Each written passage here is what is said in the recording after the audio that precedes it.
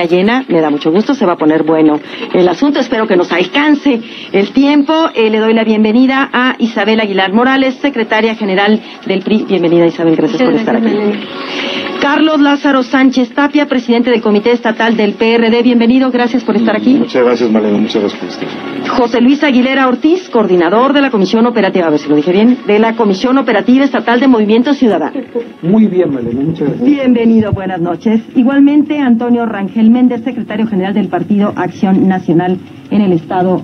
Bienvenido, gracias por estar aquí. Muchas gracias, Malena, gracias por la invitación y también pues aquí saludando a mis compañeros en esta mesa. Y bueno, pues antes de comenzar, porque platicábamos ahorita hace un instante antes de entrar al aire y me parece que lo correcto es que hagamos algún señalamiento al respecto en el sentido de que lamentablemente pues hace unas horas falleció la exdiputada local, exalcaldesa de Corregidora, Blanca Pérez Buenrostro, y bueno, pues un abrazo solidario a su familia y me parece que bueno, pues hay que pues encomendar a su familia y bueno, pues qué más se puede decir en estos casos, ¿no? Malena, si me permites brevemente, Blanquita fue compañera mía en la legislatura 56, en la que acaba de salir. Exacto. Y recordarla con mucho cariño como una compañera siempre muy humana, con una vocación por la política, en el buen sentido de la política, de hacer las cosas, de construir por Querétaro. Y pues descanse en paz, un abrazo para toda su familia, por supuesto para todos sus seres queridos. Yo, Malena, si me adelante también, Blanquita fue dirigente de las mujeres en el Comité Estatal del PRI, creo que el PRI está de luto. Blanquita es una persona que la queremos y ella sabía cuánto la queremos y que su familia también sepa que el PRI está de luto y todas las mujeres de Querétaro también lo estamos. La queremos mucho, la apreciamos mucho y estamos con toda su familia. Gracias, Isabel. En lo personal, Malena, si me permites, comentarle al auditorio que me tocó la oportunidad de conocer a Blanca hace ya muchísimos años. Con ella tuve la oportunidad de compartir campañas políticas en el municipio de Corregidora, recorrer con ella todo el municipio. Me tocó cuando fue presidenta municipal, cuando fue en la primera etapa de su vida, un interinato que cubrió ahí en el municipio de Corregidora, y me tocó compartir también con ella una responsabilidad en el Comité Directivo Estatal del PRI. Ella era secretaria de Gestión Social y yo era secretaria de Organización. Entonces, la verdad que lamento mucho. Yo hablé con ella hace no más de 15 días por teléfono, acaba de salir de terapia intensiva y tenemos esperanzas de que pudiera superar el problema, pero bueno, llego aquí y nuestra compañera Isabel nos da la noticia. La verdad que yo lo siento mucho en lo personal. Su familia sabe que estuvimos siempre muy cercanos. Las cuestiones partidistas nunca nos separaron, por fortuna. Siempre nos reconocimos como amigos, siempre, aun cuando ella sabía de mi decisión de dejar el PRI en el año 2000. Sin embargo, siempre respetó mi decisión y eso lo aplaudo de su parte y mis mejores recuerdos para ella. Pues descansen, paz, adelante. Desde luego, igualmente sumarme a la condolencia para la familia. Blanca, yo como miembro justamente del municipio de Corregidora, me tocó justamente participar en su trienio como subdirector de Desarrollo Urbano y director de Desarrollo Urbano en su administración municipal, en la cual tuvimos oportunidad de convivir con ella, desde luego, como presidenta municipal, y desde luego el grato recuerdo de una persona que evidentemente, independientemente, como se comenta, de tener diferencias políticas, administrativas, de manera de llevar las situaciones, me parece que es una gente humana que siempre reconoció la labor de las mujeres, que siempre reconoció sobre todo la labor de los corregidorenses, de que evidentemente pudimos hacer cosas diferentes para el municipio, desde luego un apoyo a su esposo y a toda su familia, desde luego de la cual soy muy cercano participante. Pues que descanse en paz, Blanca Pérez Buenrostro. Y si me lo permiten, pues vamos a comenzar. Hay muchos temas de que hablar, insisto, ojalá que nos dé tiempo, sobre todo en igualdad de circunstancias para todos, para que puedan emitir una opinión.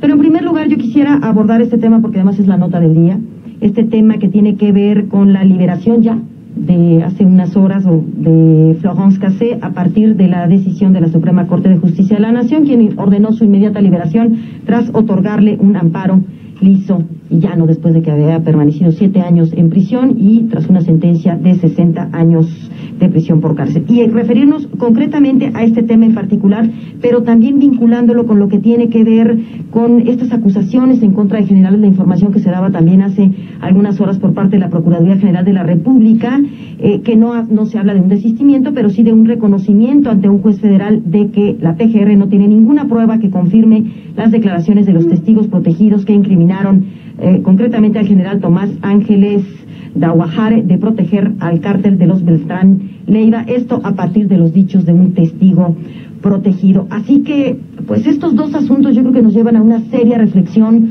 sobre lo que es la justicia, sobre todo cómo anda la justicia en nuestro país. Leía yo hace un momento, porque por supuesto estos temas han sido motivos de una serie de comentarios en redes sociales, a un amigo querido, Guillermo Díaz Garzón, que decía, esta resolución de la Corte en torno a Cáceres, decía, es un triunfo del Estado de Derecho, una lamentable derrota para la justicia. En este país ambos conceptos normalmente no coinciden, y yo quisiera conocer el concepto que tienen, o la idea que tienen cada uno de ustedes con respecto a esta decisión, y llevándola al plano de qué es lo que hay que hacer y cuál es el reto en torno a la justicia. Ya lo decía también hace algunas horas el Procurador General de la República, ¿no? Que esa es la seria reflexión. Isabel, por favor, Isabel Aguilar Morales, Secretaria General del PRI. Mira, yo pienso que en torno al tema de Florence Cassé, junto con igual los generales, son temas de alta sensibilidad. Entonces, son temas muy sensibles que sí nos quedan muy claros a todos las situaciones por las que han pasado. Pero yo en lo particular y mi partido somos muy respetuosos. Somos muy respetuosos de las decisiones, de los resultados que den las autoridades, en este caso la Suprema Corte de Justicia de la Nación. Respetamos y estamos sujetos a que las decisiones que tomen sean las decisiones más correctas y que más beneficien a la sociedad. Eso yo lo veo desde un punto de vista muy general de mi partido. Ahora, independientemente de que efectivamente es una decisión que no hay de otra, se tiene que acatar, porque se tiene que acatar que en este momento ya Florence Cassé salió de prisión, pero aquí es lo que queda y esta sensación que nos queda, ¿no? Ya una de las presuntas víctimas hizo por ahí una declaración en donde dice, esto es una porquería de país, porquería de ministros, no quiero saber nada, yo me voy de aquí. Y esa es la sensación de las víctimas. Entonces aquí yo creo que la gran reflexión, ustedes me darán su punto de vista también, es cómo pueden suceder estas cosas en el país en donde efectivamente tiene que prevalecer el Estado de Derecho, pero para que prevalezca el Estado de Derecho tiene que liberarse a una presunta responsable. ¿Cuándo carambas se va a castigar en este país, por ejemplo, a Genaro García Luna? O sea, yo quisiera saber qué es lo que está pensando el señor, riéndose, o qué es lo que pasa, ¿no? Diciendo, no, o sea, las autoridades están mal, todo esto del montaje, ¿qué es lo que pasa, no? ¿Cómo nos deja? Yo creo que es una vergüenza en primer lugar a nivel internacional. Yo quisiera... A ver, adelante. Que estamos sentados, yo lo voy a seguir, ¿no? De este lado. Sí. Perdón, Antonio. Adelante, José Luis. No, el comentario es en torno a cómo se ha venido generando esta aplicación de la justicia en México. Yo creo que sería el fondo, ¿no? Que habría que revisar. Sin lugar a dudas, hay antecedentes en México de una mala elementación de la averiguación previa, sin ser experto en materia penal. Y confieso mi ignorancia en algunos otros temas del derecho. Pero sin lugar a dudas, no hace 6 años, no hace 12, no hace 18, siempre ha habido una justicia muy sesgada, muy hecha al vapor. Desde la elementación de la averiguación previa, de cómo se elementa y cómo se le proporcionan pocos elementos al juzgador, en todo caso.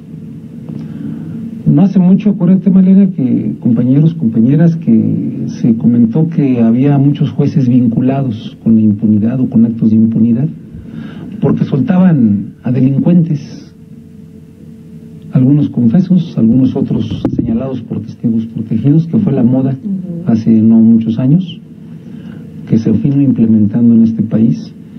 Y bueno, pues sin lugar a dudas que los jueces se defendieron. Dijeron, pues, elementen bien la averiguación previa para que yo pueda en todo caso consignar o sentenciar como responsable a fulano o a fulana y tal. Entonces yo creo que aquí en el fondo, independientemente de que, como bien lo apunta la compañera secretaria general del PRI, es un tema muy sensible, es muy delicado, yo diría, pero también hay que atender que de alguna manera la Procuraduría General de la República ha venido teniendo hierros muy fatales en la cuestión de la investigación y de la elementación de la averiguación previa. Ahí está Michoacán, con los michoacanazos. ¿Cómo se generó eso, no? 32 alcaldes los agarran, los meten, los consignan y después los liberan porque no había elementos. Pero ¿después de cuánto tiempo? Los famosos arraigos, ¿cómo se vinieron generando también? Entonces, yo pienso que hay que hacer una revisión a fondo en el Ministerio Público, que es el órgano investigador y que le proporciona el elemento al juzgador. Entonces, ahí es donde yo siento que está eso. Por otro lado, Carlos Loret de Mola confesaba antier, en la mañana, que bueno, Televisa fue sorprendido, y que a partir de que fue sorprendido por Genaro García Luna, hoy sí van a revisar muy bien su código de ética, para que si las notas no están bien revisadas, no se publican. Qué desparpajo de personaje que ante su propio medio de comunicación está confesando que se prestaron a esa patraña. Yo no digo que la señora esta extranjera sea inocente o culpable, yo nomás digo que finalmente el elemento de la garantía individual fue violentada. Y punto. Claro. Ahí se basó la resolución de la Corte. De ahí eso tiene que prevalecer porque tiene que respetarse la Constitución. Así es, definitivamente. Claro. Entonces no se respetaron los derechos elementales de ella y por eso está libre. Y así muchos casos. Haría yo una acotación. Y en muchos casos va a haber así. Efectivamente, haría yo una acotación aquí en el sentido de lo que es capaz de hacer una autoridad por ganar las 8 columnas. Correcto. De una nota, poniendo en riesgo, como sucedió en este caso, no solo poniendo en riesgo, sino haciendo que el proceso se viniera abajo. Y cuidado, porque hay lo de la Barbie también, porque la Barbie fue un montaje. Y también imputable a Genaro García Luna, ¿no? Entonces, bueno, hay que tener mucho cuidado. Por eso preguntaba yo, bueno, ¿y no va a pasar nada con quienes cometieron estos hierros? Carlos Lázaro Sánchez, dirigente del PRD. Sí, Malena, yo creo que justamente, digamos, es un tema, como bien se comenta, que toca los trasfondos fundamentales, no solamente del sentir de los mexicanos, sino todo el aspecto político, desde luego, de todos los que participamos en el aspecto político mexicano. Yo creo que es un tema que evidentemente hoy se ha planteado muy claramente, que tenemos que modificar, que hoy las iniciativas de ley que están planteadas, en donde cambiemos el sistema justamente judicial a un sistema evidentemente que permita una justicia más justa, más inmediata y más pronta, y demás, de alguna manera, contacto con la percibilidad de la gente, como es el caso de los juicios orales, evidentemente estará presente, pero que en ese sentido creo que deja muy claro el trasfondo que, como se comenta anteriormente por nuestros compañeros, hemos asistido del sistema mexicano, en donde hemos visto situaciones muy lamentables, en donde justamente la justicia se utiliza como medio político, a veces como medio de represión, evidentemente, de sistemas sociales, como medio de represión de algo que no está acorde justamente al sistema político mexicano, y de que evidentemente eso da trasfondo a una injusticia, no solamente en lo elemental de lo que es el ser humano y de lo que es el ser básico de la justicia y los derechos políticos y los derechos ciudadanos y humanos que tiene cada uno de los ciudadanos, sino justamente el cómo se transgrede al final de cuentas las instituciones políticas y públicas del país.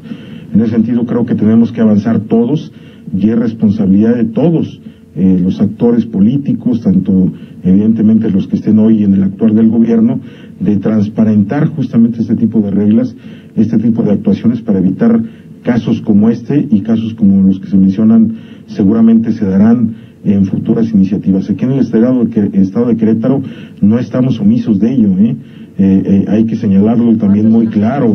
Evidentemente habrá muchos inocentes, habrá muchos compañeros evidentemente involucrados también en el aspecto político que de repente son señalados, y que la justicia federal evidentemente hoy señala o promueve evidentemente los amparos, y que les da el beneficio de la duda por los malos procedimientos del actuar del Ministerio Público. Entonces me parece que habrá que actuar todos con responsabilidad.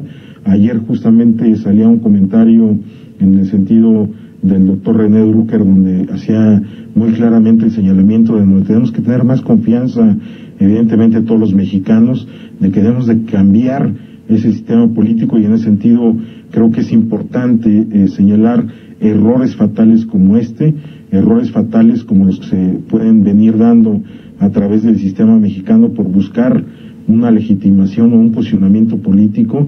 Se hacen una serie de imputaciones y evidentemente de acciones que evidentemente transgreden no solamente a los aspectos pues a lo mejor mediáticos, como es el caso, porque evidentemente se trata de una ciudadana que no es del país y que evidentemente tiene un trasfondo no solamente nacional sino transnacional, pero cuántos casos habrá evidentemente de compañeros y de gente humilde que hoy defiende sus derechos, como lo estamos viendo y que no han tenido en diferentes comunidades que defienden el derecho a tener su sustentabilidad, el derecho a tener una vivienda digna, el derecho a tener evidentemente la explotación de los recursos naturales correspondientes, y que hoy efectivamente por no tener los reflectores de los medios pues pasan día a día y vemos cómo efectivamente el sistema carcelario mexicano, el sistema de justicia mexicano cada día va decreciendo evidentemente en lo que debe de hacer, en ejercer una justicia digna, en ejercer una justicia eficaz y en ejercer una justicia correcta para todos y cada, igualitaria sobre todo para cada uno y todos los mexicanos, ¿no? Hace un rato en la segunda emisión de Así Sucede leía yo el comunicado que ya emitió a nivel nacional el Partido Acción Nacional a propósito de esta resolución de la Corte. Lo sintetizo diciendo que están en contra y lamentan que la Suprema Corte no haya pensado en los derechos de las víctimas. Antonio Rangel, secretario general en el Estado, lo que quieras agregar en torno a esta postura de su partido. Así es, sumarme a varias de las opiniones que aquí ya se han vertido por parte de los representantes de las fuerzas políticas que estamos participando en esta mesa. También ratificar que en el Partido Acción Nacional consideramos este hecho como muy lamentable, grave. Se han vulnerado los derechos de las víctimas y esto nos parece profundamente indignante, no solamente como partido, lo digo también a título personal. Me parece que los problemas por los que pasa México tenemos siempre que visualizarlos desde la perspectiva de la familia, de los seres queridos. Es decir, ¿qué hubiera pasado si algún ser querido hubiera sido víctima de este tipo de abusos, de este tipo de delitos, y que las circunstancias y la situación hubiese sido similar a la que se dio el día de hoy? Más allá de ser una persona de origen francés, de origen extranjero, nos parece que hay una crisis importante, no solamente en el sistema judicial, sino por supuesto también en el Ejecutivo Federal, en los ejecutivos locales, en las presidencias municipales, y esto pasa también por las policías locales, municipales, federales. A nosotros nos parece que el problema no se llama Genaro García Luna, porque también ha habido otros procuradores, ha habido otras personas que han cometido hierros importantes. El problema no se llama Chapa Besanilla, el problema y los ejemplos pueden ser muchos a raíz de la historia y en la historia reciente, como en el caso Colosio, como en el caso de la Finca del Encanto y La Paca, como en el caso de Francisco Ruiz Macié, entre otros muchos. Y más allá de los tintes partidistas, me parece, y nos parece en el Partido Acción Nacional, que lo que realmente requiere México es una transformación de fondo, que tiene que ver con el diseño de país y la transformación en el sistema político, en el sistema judicial, en el sistema de cómo hacemos las leyes. Nos parece que las reglas claras en la Suprema Corte de Justicia de la Nación, el cómo se hacen las leyes y un actuar pulcro y también profesional en la Procuraduría General de la República son situaciones que no pueden esperar más y tenemos que darle ya respuesta a los mexicanos. Yo hago un llamado desde estos micrófonos y también asumo un compromiso para que nos pongamos a trabajar los partidos políticos, que para eso nos pagan, para formar gente que a final de cuentas está representando a los mexicanos en la Cámara de Diputados, en el Congreso, para que podamos generar la construcción realmente de leyes más eficaces, que den resultados, porque lo único que estamos generando es una burocracia que no le sirve a la gente, pero que además lastima profundamente lo que es directamente ya la sensibilidad de los seres humanos. Nosotros estamos por luchar a favor de la dignidad de la persona humana, con solidaridad, con subsidiariedad y siempre buscando el bien común. Hago este llamado a los partidos políticos para que apliquemos todos nuestros esfuerzos en capacitarnos y en darle a la sociedad los resultados que se merece. Y añadiría yo el que se reflexione, independientemente de este caso en general, sobre todo esto que estamos hablando de la impartición de la justicia, ojo, las consecuencias cuando se politizan temas de seguridad. En un momento tan difícil como el que estamos atravesando en el país, en una lucha frontal contra la delincuencia organizada, politizar estos asuntos, aguas con eso. Son las 8:26, si me permiten voy a una pausa comercial. Regresamos, estamos en Círculo Rojo.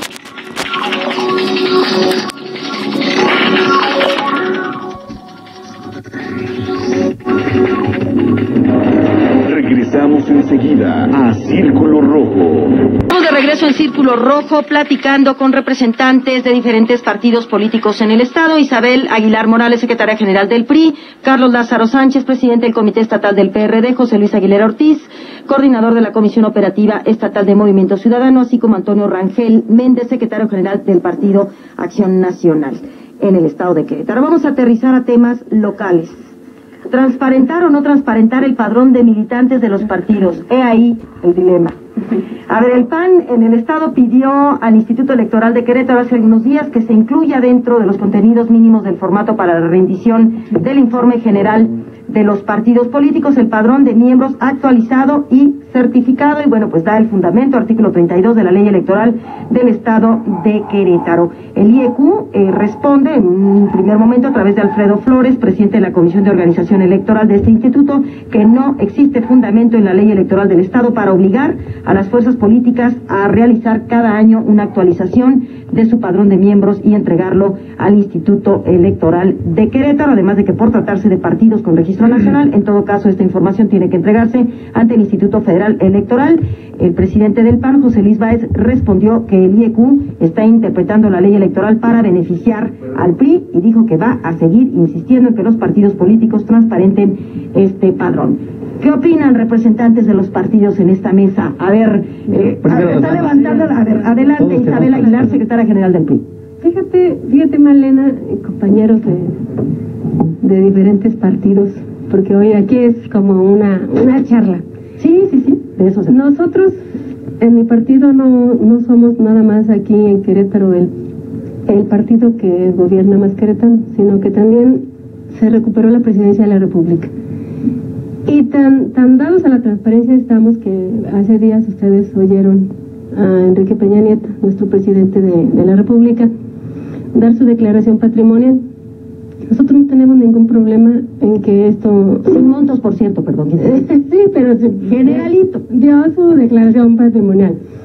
Nosotros no tenemos ningún problema en que esto se transparente. Tal sea el caso de que ustedes pueden checar en la página web del PRI a nivel nacional. Nosotros tenemos nuestro padrón de aproximadamente más o menos 50,000 militantes. Lo pueden checar en la página web del PRI. Nosotros registramos a nuestros afiliados. Nosotros tenemos solo credencializados priistas.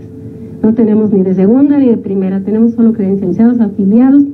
La gente que va al PRI se credencializa. Esos son los que nosotros subimos. Los subimos a registro partidario del CEN. Entonces, ahí está en la página, aparece, no tenemos ningún problema. Pero sí comentarles que la gente que se afilia al PRI no es gente que nosotros no forzamos, no obligamos, sí los invitamos a que se credencialice, porque pues es importante tener nuestro padrón vigente. Tenemos hombres, mujeres, jóvenes que van y que se suman todos los días, van a afiliarse. Tenemos diario una oficina de registro partidario en el Comité Estatal abierta de 9 de la mañana a 2 de la tarde y de 6 o 5 hasta las 8 de la mañana. ¿En el Estado de Querétaro cuántos militantes son del PRI, en el PRI? Pues eso es lo que tenemos considerado, más o menos te digo, entre 50,000 a 50,000. Pero esos afiliados son gente de veras comprometida con nuestro partido. Es gente que no la manipulamos, Malena. Ellos van por su propia voluntad. ¿Eso es como pelada para alguno de los presentes o para...? No, para ningún otro, nada más que... Sí, porque así como que nosotros nada más nadie tenemos... la cachó al aire. Nosotros nada más tenemos afiliados credencializados, nada más son nuestros militantes. Son nuestros militantes. Pero no, Toño ni lo está tomando así. Que fue ella la que... Pero digo, ese es nuestro padrón, lo pueden checar de veras, chequenlo en la página web. Si me permites, más al rato les dejo la página web para que la puedan checar. A ver, Antonio Rangel, Para alusiones. adelante, sí, porque... Bien, en primer lugar, Malena, comentarte que para el Partido Acción Nacional, así como abriste el tema, que me pareció muy interesante, transparentar o no transparentar es el dilema. Quiero decirle a ti, a mis compañeros aquí, dirigentes de los partidos y sobre todo a los ciudadanos, que en el Partido Acción Nacional no hay ese dilema. En el Partido Acción Nacional transparentamos nuestro padrón. Lo que ha de haber es Así una depre de aquel tamaño, ¿no? Después de haberla- Claro. Por el contrario, Malena, por el contrario, tenemos con nombre, con apellido, con domicilio.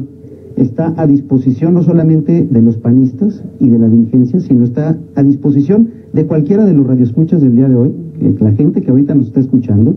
Si quiere saber quiénes son los panistas de Querétaro, basta con que ingresen a la página de internet del Partido Acción Nacional y ellos van a saber quiénes son los panistas y pueden ir a preguntarles si son verdaderos panistas o si ellos no son panistas y si se les coaccionó o no se les coaccionó.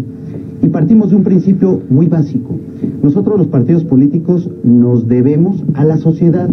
Ellos nos dan el dinero con el que operamos, con los que pagamos sueldos, con los que finalmente hacemos campañas políticas, y ellos tienen derecho a saber, es decir, la sociedad tiene derecho a saber quiénes integramos los partidos políticos. Y si nosotros no somos capaces de dar los nombres de esas personas, entonces, pues nosotros tampoco podemos darles democracia cuando nos corresponda ejercer el gobierno, porque nadie da lo que no está dispuesto a dar desde su vida partidaria. Y quiero comentar también que hay un caso que es muy ejemplar, dado también en el Partido Revolucionario Institucional. En 1988, el Revolucionario Institucional declaró que tenía alrededor de 10 millones de militantes, y da la casualidad que Carlos Salinas de Gortari gana con 9 millones de votos, lo cual quiere decir que ahí hay pues una misteriosa cantidad de votos perdidos. Y vámonos más claramente, la sociedad no conoce quiénes son esos 50,000 personas de las que habla el PRI, y yo aquí lanzo un reto muy respetuoso, por supuesto, para que en la siguiente oportunidad que estemos aquí, o incluso el día de mañana, o saliendo de aquí, yo pongo sobre la mesa el nombre de los 11,500 panistas en el Estado contra los 50,000 nombres del Partido Revolucionario Institucional, a ver si los podemos traer a esta mesa y podemos cotejar que efectivamente están esos nombres, porque nadie conoce el nombre de esas personas.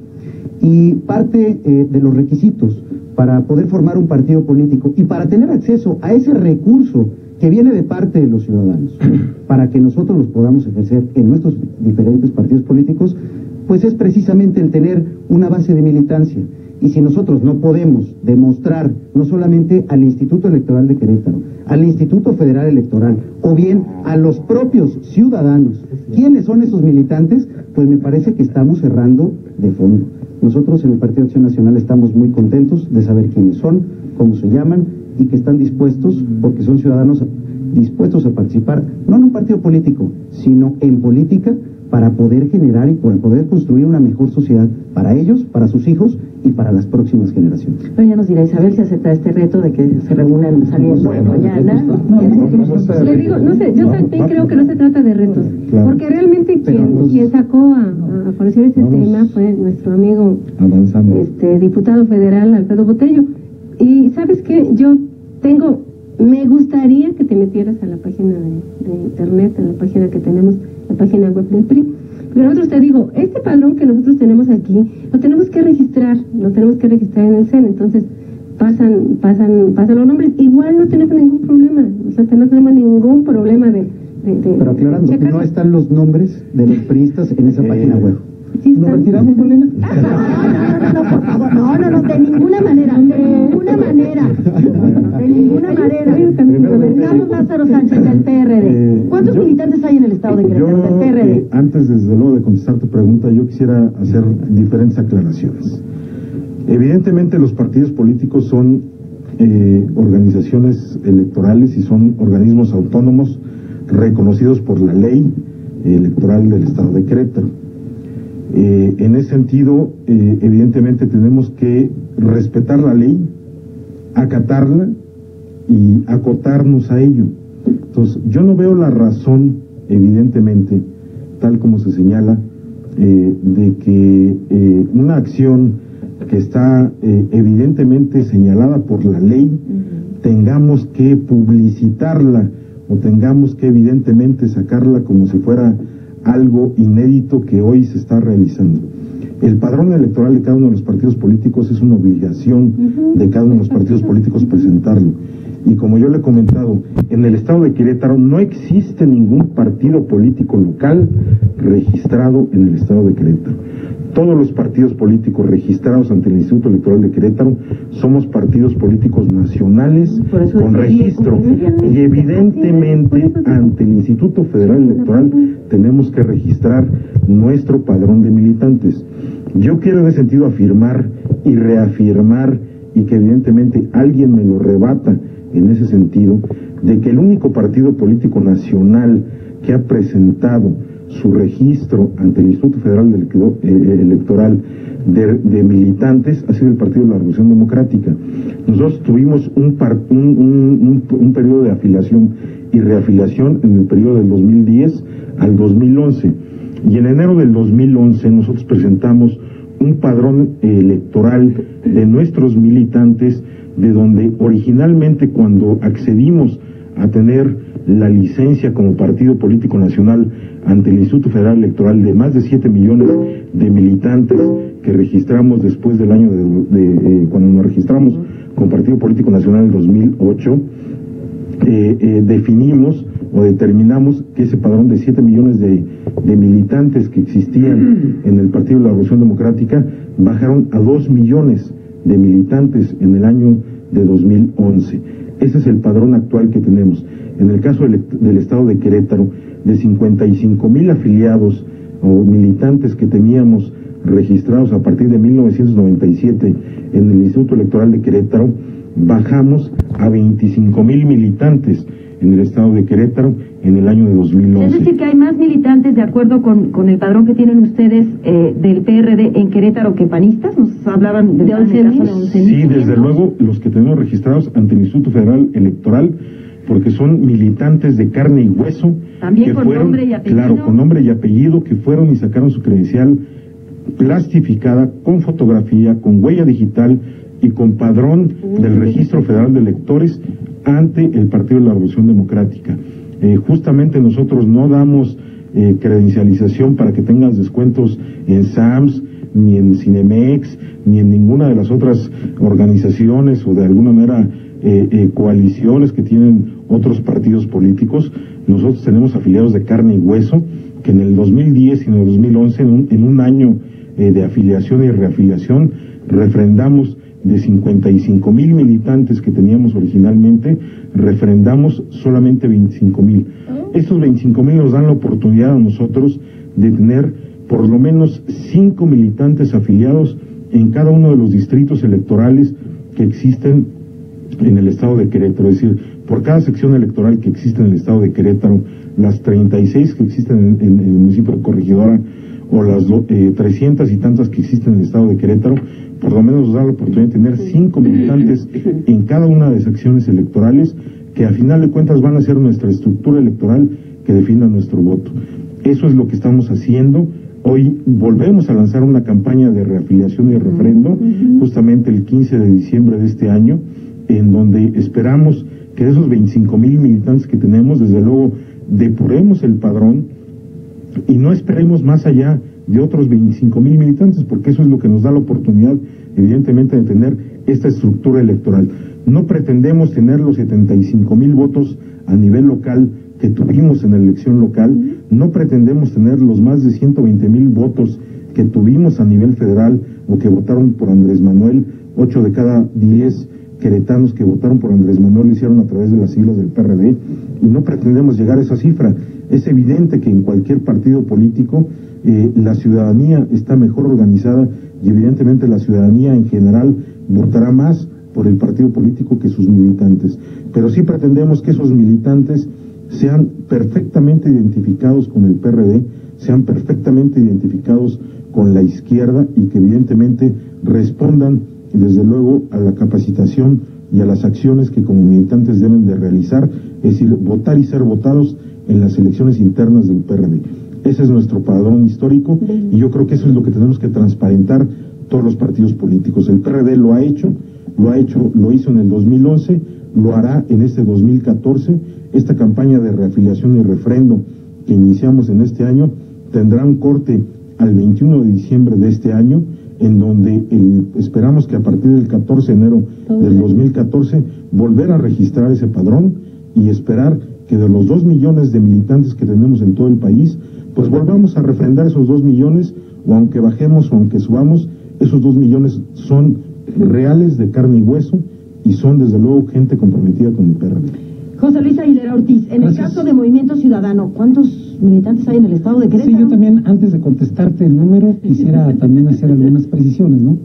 Yo creo que finalmente nosotros no tenemos dilema en transparentar o no transparentar el padrón de militantes. No nos da ninguna dificultad.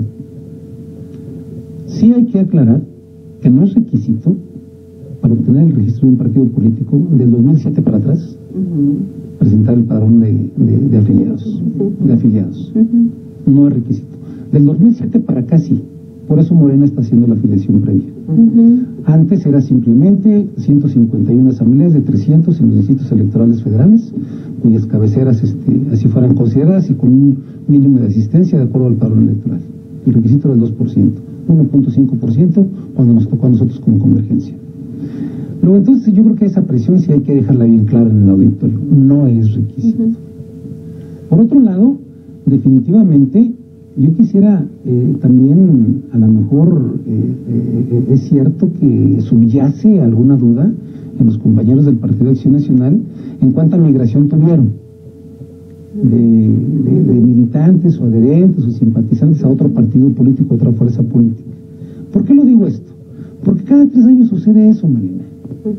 Lo que tienes empadronado no corresponde a la votación obtenida. Por eso el ejemplo que puso de Carlos Salinas, cuando decían que el PRI tenía tantos y votaron menos por él, pues no corresponde, o sea, pero ¿por qué tienes que votar? ¿Por qué tienes que tener la certeza de que con la credencial, por eso vas a juramentar el voto a favor de un partido político? Si así hubiera sido, pues entonces gobernaría el Partido de Acción Nacional Querétaro en este momento, ¿no? Entonces, yo creo que aquí hay una, a lo mejor de fondo, una duda que tienen en el PAN, cuántos se nos fueron y dónde se nos fueron, y por eso quieren identificarlos. Yo puedo decirte, por ejemplo, que antier llegaron a las oficinas de Movimiento Ciudadano 200 gentes de Corregera del PAN, que eran del PAN y se afiliaron a un ciudadano. Te voy a dar los nombres para que sepas quiénes son. Entonces, yo creo que eso es lo que tratan de investigar, quiénes se fueron a otro partido político. Pero mira, yo te puedo decir, tenemos 55,000 afiliados certificados ante notario público. ¿Más que el PRI? Así los entregamos, pero un segundo. De los cuales, por ejemplo, entendemos que 7,000 migraron a otra fuerza política, porque solamente recibimos 48,000 votos. Lo entendemos, nuestra propuesta no los convenció y migraron a otro lado. O sea, el hecho que te registres a un partido político no es un pacto de sangre, claro, en ese sentido. Entonces yo en ese sentido diría, la transparentación del padrón no es tema de fondo, ¿Por qué va a ser un tema de fondo? Para mí no es ningún dilema, si la presentamos. Si él me reta, yo mañana traigo aquí los nombres y que me traiga los suyos, para yo decirle cuántos panistas de allá se cambiaron con nosotros. Si ese es el asunto de fondo, que realmente, ¿qué puede importar? Ahora, otra acotación. No es cierto que las prerrogativas a un partido político sea un requisito que yo presente el padrón para que me las otorgue en todo caso la autoridad electoral, en este caso. No es cierto.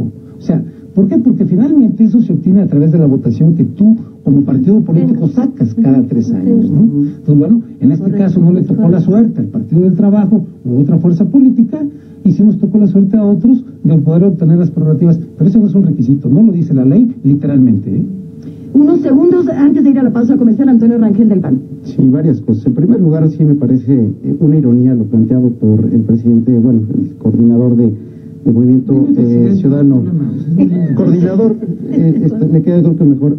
No creo que haya una calidad moral en comercial, pero finalmente el reto fue lanzado al PRI.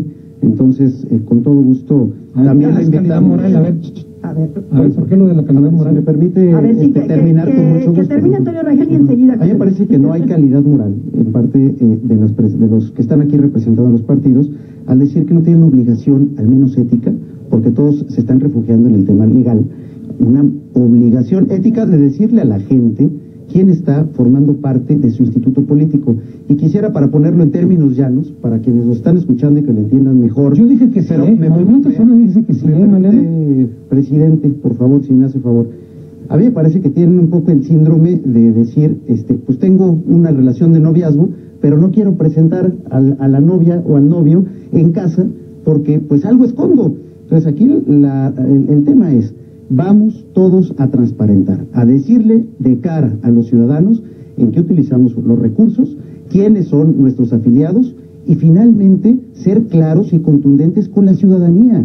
Yo creo que el tema aquí de fondo es precisamente el tema de la transparencia, porque parece ser que también esto se pega y quiero comentar por qué. Nosotros lo hemos venido diciendo desde la legislatura 56, que el gobierno del Estado ha dicho, incluso se ha jactado de decirlo en medios de comunicación, que el programa Soluciones tiene nombres y apellidos. Sin embargo, tampoco existe un padrón que le dé publicidad a todos estos beneficiarios, como sí lo existe en el terreno federal. Tendrán que hacerlo ahora a partir de la ley. Tendrán que hacerlo ahora a partir de la ley. Es decir, bueno, a partir de que los obligue la ley, si es que sucede. Claro. Pero me parece de la inicial y de la más elemental ética que los organismos públicos, ya sea un gobierno del Estado, ya sea los gobiernos municipales, o ya sea cualquier partido político, de cualquier color, en serio lo digo con toda apertura, tenemos que ser cada vez más transparentes con los ciudadanos y tenemos que decirles quiénes son quiénes integran nuestras dirigencias y quiénes integran también, como ciudadanos, la fuerza política a la que representamos, y coincido en mucho de lo que aquí se ha dicho en materia legal y en materia de que, por supuesto, no todos los que pertenecen a un partido político están obligados a votar por él, y nosotros siempre hemos respetado esa voluntad de los ciudadanos que quieren venir libremente a ayudar en Partido Acción Nacional, o también que quieren retirarse a participar de la vida política en cualquier otra asociación política, instituto político, y por nosotros es mejor, porque entonces sí sabemos quiénes son y con quiénes sí contamos para generar mejores proyectos a la ciudadanía, y que sea la ciudadanía la que nos mandate en dónde debemos estar, si en oposición o si dirigiendo algún municipio, si dirigiendo algún gobierno del Estado o incluso la presidencia de la República. José Luis Aguilar, antes de ir a la pausa comercial, quería responder a propósito del señalamiento de la falta de calidad moral. Simplemente, no, lo aclaró él, dijo que era en relación al padrón y transparentar recursos. Yo pienso que cada 3 meses se presenta a la autoridad electoral un informe financiero, ellos lo revisan, cuando hay algún error lo sancionan, cuando hay alguna observación la realizan, y bueno, finalmente estamos auditados cada 3 meses. Y nada más, si me permites aquí, para comentarle a Toño, que sí cheque la página web, al ratito, la página web, aquí está, que lo cheque para que está el padrón de todos los países y los nombres. Ahí está. Bueno, voy mientras a una pausa comercial, estamos en Círculo Rojo, vuelvo enseguida.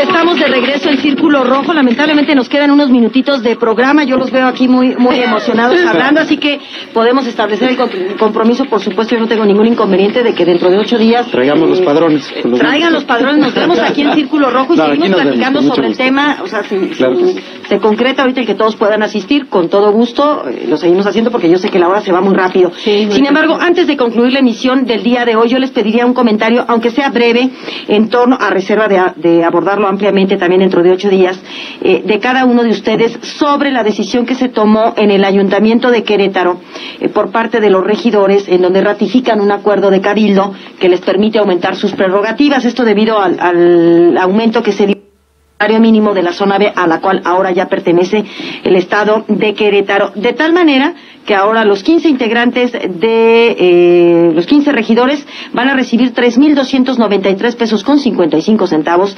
adicionales a lo que venían percibiendo, es decir, ahora van a ganar 87,894 pesos con 98 centavos, además de la dieta de 48,000 pesos, en total 135,894 pesos con 98 centavos. Y digo que yo quiero conocer su opinión porque particularmente en este Ayuntamiento de Querétaro están representados cada uno de los partidos que están en esta mesa. Entonces, pues, ¿cómo se sienten con esto?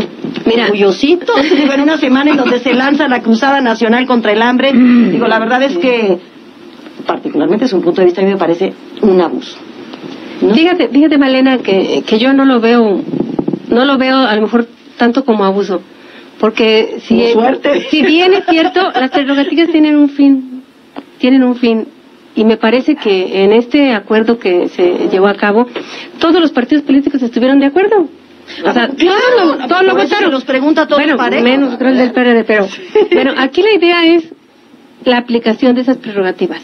O sea, eso no es mala decisión, es buena porque debe de ir encauzado a un fin, el fin de la gestión, el fin de pues asesores, contratar asesores para que le ayuden a eso decía María Alemán, la joven regidora, hace unos días, cuando decía que si no se aprueba esto, quien va a salir perdiendo es la ciudadanía. Y yo lo comentaba en la segunda emisión de Así Sucede. A ver, número uno, queda muy poco claro la forma en la que se transparenta el uso de estas prerrogativas, como sucede en el caso del Congreso. Pero, a ver, ¿quién gana con esto? La sociedad, perdón, y es el punto de vista de una ciudadana cualquiera, ¿no? Pero a mí me parece que quien lo aprovecha es quien está dándolo para políticamente beneficiarse para el cargo el que va a brincar después. Para eso utilizan los recursos de las prerrogativas, porque los dan, a ver, fulanito, de mi oficina de enlace, aquí te estoy dando estos apoyos, soy fulanita de tal, no te olvides de mí, porque después voy a seguir mi carrera política. Bueno, por lo menos así lo percibo, yo no sé lo que yo creo que habrá que volver al origen justamente de lo que corresponde justamente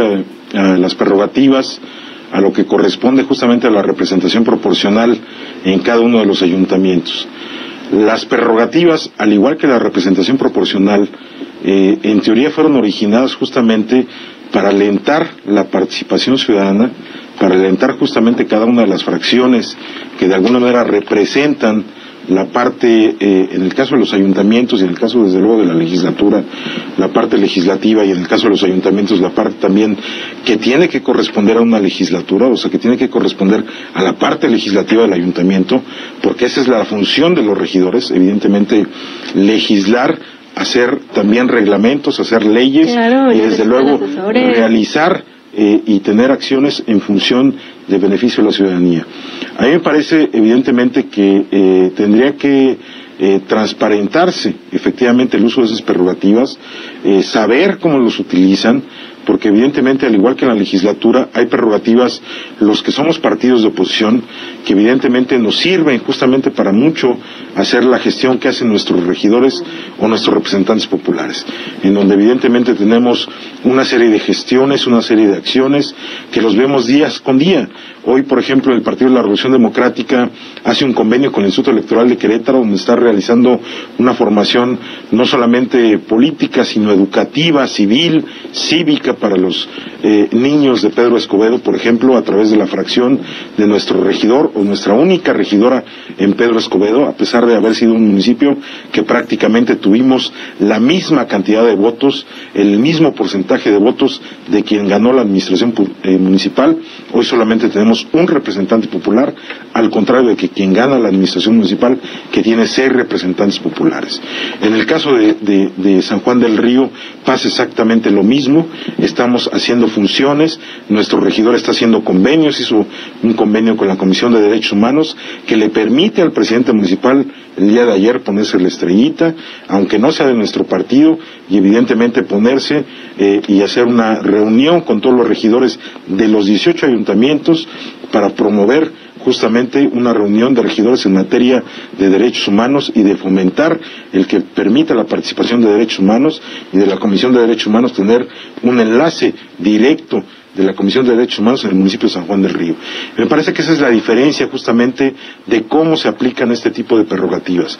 Hay evidentemente regidores que hoy están subrepresentados, fracciones legislativas o fracciones partidarias en los ayuntamientos y también en el Congreso, desde luego del Estado, que están sumamente representados, es decir, que este tipo de prerrogativas se le dan parejo a todos los legisladores, parejo a todos los regidores, y que evidentemente muchos de ellos no vemos dónde queda justamente ese recurso, hacia dónde va y en qué beneficio tiene la población. Entonces, ahí justamente el interés que se comentaba hace rato de aplicar justamente el marco normativo de la ley que nos obliga a todos los organismos públicos, centralizados, descentralizados, organismos autónomos o acciones independientes, evidentemente con los partidos políticos, a transparentar justamente las actuaciones de cada uno de nosotros. Yo creo que ese es el marco que evidentemente tendremos que realizar, Por eso, evidentemente, la mayor parte de nuestros regidores, en el caso, por ejemplo, de Huimilpan, en el caso de San Juan del Río, del propio Pedro Escobedo, cuando hubo la determinación justamente por congruencia, porque así lo ofrecimos en campaña, de que debíamos de disminuir los recursos públicos de los funcionarios públicos, en el caso del municipio de Huimilpan, se determinó por parte del grupo de regidores, evidentemente dejar de recibir las prerrogativas y nuestra fracción como instituto político la apoyó. En el caso de San Juan del Río, de disminuir al 50% desde luego la dieta que recibían los regidores, nuestra fracción legislativa, nuestra fracción en el caso del ayuntamiento la respaldó, lo mismo que en Corregidora y desde luego lo mismo que en otros ayuntamientos. Entonces me parece que hay una responsabilidad y hay una corresponsabilidad desde luego de todos los actores políticos de transparentar ese tipo de recursos. Yo insisto que evidentemente nosotros lo estamos haciendo, no solamente con acciones, es decir, estamos fortaleciendo en este caso que nuestros regidores, aun cuando sean de oposición, aun cuando solamente tengamos un solo regidor en cada uno de los ayuntamientos y nos puedan mayoritear evidentemente 6 o 8 regidores en contra de uno o 13 regidores en contra de uno de nuestros regidores, lo estamos haciendo, lo estamos aplicando, lo estamos transparentando a la sociedad para que se vea que ese recurso está bien utilizado justamente en beneficio de las acciones que prometimos en campaña. Y yo creo que esa es la acción que deberían de hacer cada uno de los partidos políticos, evidentemente con cada uno de sus legisladores y regidores, porque evidentemente este recurso de prerrogativas debería de entregarse no a cada uno de los regidores, sino a quien represente efectivamente la fracción parlamentaria de cada uno de los partidos políticos. Gracias. Adelante, ¿alguien más? Tenemos unos segundos, perdón, les pediría brevedad, pero adelante. Gracias, Valera. A mí me parece que se pueden justificar este tipo de aumentos y pueden también no justificarse. A mí me parece que el problema de raíz tiene que ver con la discrecionalidad con la que las propias autoridades pueden determinar sus propios sueldos. Es como si tú, Malena, pudieras determinar tu propio sueldo el día que tú quisieras. Y eso es a todas luces ridículo. En el partido, eso es lo que molesta, eso es lo que lastima, porque un día son los de Querétaro, pasado mañana son los de Tequisquiapan, otro día son los de Tolimán, en fin. Aquí lo que requerimos son propuestas y la construcción precisamente de soluciones. Y recordar que hay una iniciativa presentada en el Congreso por parte del Grupo Parlamentario de Acción Nacional en la que se propone que sea un organismo autónomo y que sea un organismo ciudadano integrado por rectores de universidades, empresarios, sindicalizados, ciudadanos prestigiosos, los que definan un tabulador genérico, general, para que definan de una vez y por todas cuánto debe ganar el gobernador, sus secretarios, los diputados, el encargado de la limpieza en gobierno del Estado, los ministros, los jueces, los magistrados, en fin, todos y cada uno de las personas que estén trabajando en la función pública, que sean servidores públicos, que se sujeten a este tabulador, pero que este tabulador está vigilado y esté sustentado por un estudio profesional que haya sido hecho, reitero, por la sociedad organizada, por este organismo ciudadano autónomo que pueda fijar estos sueldos, para que de una vez por todas los propios funcionarios públicos no puedan tener ese margen de maniobra en el que el día que ellos quieren se suben o se bajan tanto sueldos como prerrogativas. Me parece que esta acción es una vez más privilegiar el tema de la transparencia del ejercicio de los recursos de cara a los ciudadanos y reitero, esta es una iniciativa que se presentó incluso en Nuevo León, que fue aprobada en Nuevo León, que se presentó en la anterior legislatura por parte de Acción Nacional y que lamentablemente no prosperó porque hubo quienes se opusieron a ella.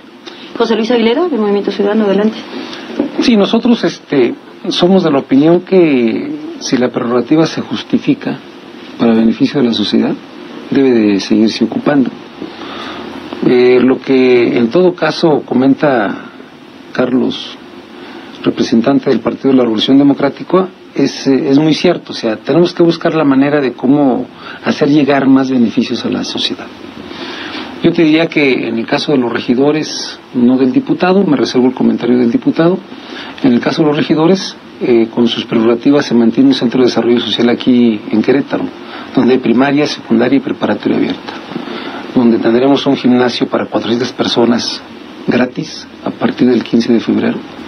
Y será de sus prerrogativas como estaremos manteniendo una parte, porque la otra es para gestión que ellos hacen en sus municipios. Entonces eso es muy claro. Pero yo quisiera dejar un tema en el tintero para el próximo miércoles. Yo me comprometo a venir. Adelante. Y solamente dejar en la reflexión de la sociedad una situación. Fue el Partido Acción Nacional, con Ignacio Loyola, el que incrementó los salarios hasta cómo estamos.